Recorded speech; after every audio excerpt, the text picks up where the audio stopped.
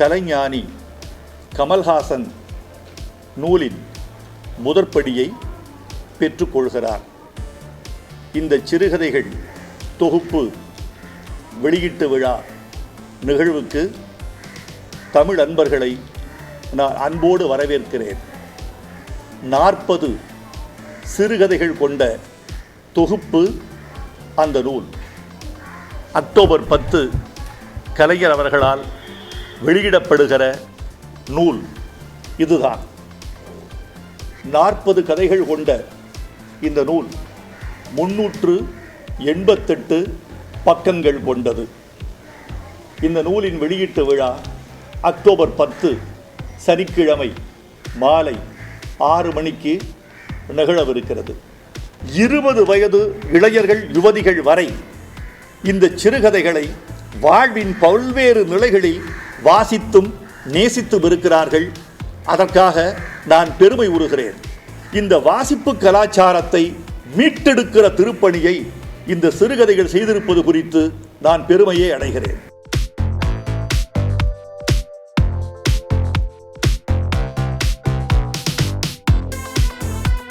மிக மிக நுண்ணியது, எண்ணிக்கையில் குறைந்தது, கண்களுக்கு கூட துன்பமானதாக கருதக்கூடியது. ஆனால் காகிதம் என்ற ஊடகத்தின் வழியே நீங்கள் வாசிக்கிற பொழுது இன்னும் அதிகமான ஒரு பரப்பை அடைகிறீர்கள். ஆனால் காகிதம் தன் கடைசி தலைமுறையில் இருப்பதாக நான் நினைக்கிறேன். ஒரு தமிழராக மட்டுமல்ல, ஒரு மனிதராக பார்க்கிறேன். இலங்கையில் நடந்த இன படுகொலைக்கு சர்வதேச விசாரணை வேண்டும், உலக நீதிபதிகள் அதில் பங்கு பெற வேண்டும் என்ற கருத்தில் ஒரு தமிழன் என்ற அடிப்படையில் மாத்திரமல்லாமல் மனிதன் என்ற அடிப்படையிலும் எனக்கு கருத்து வேறுபாடு கிடையாது. அதைத்தான் சொன்னேனே, சிறுகதை என்பது என்னுடைய நீண்டகால கனவு.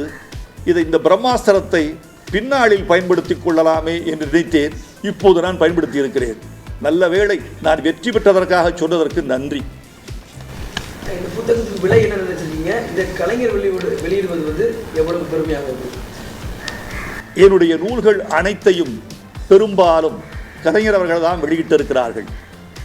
நான் வாழ்கிற தலைமுறையில் நான் மதிக்கிற ஒரு பேரெழுத்தாளர்களில் கலைஞர் அவர்கள் தலையாயவர். போன்ற அருமை நண்பர்கள் இரவு பகலாக இந்த பணியை செய்து கொண்டிருக்கிறார்கள். அவர்களுக்கும் நன்றி. ஊடக நண்பர்களே, நான் உங்களால் வளர்க்கப்பட்டவன். இது ஒப்புக்கு சொல்கிற வார்த்தை அல்ல. ஒரு எழுத்தாளன் ஊடகத்தை நம்பித்தான் இருக்கிறான் மக்களிடம் சென்று சேருவதற்கு. அவன் எழுத்தில் தன்னைத்தான் மட்டும் நம்புகிறான். கொண்டு சேர்ப்பதில் அவன் ஊடகங்களையே நம்புகிறான். நான் எழுத்தில் என்னை நம்புகிறேன். இந்த எழுத்தை கொண்டு சேர்ப்பதில் உங்களை நம்புகிறேன். நன்றி உங்கள் அனைவருக்கும்.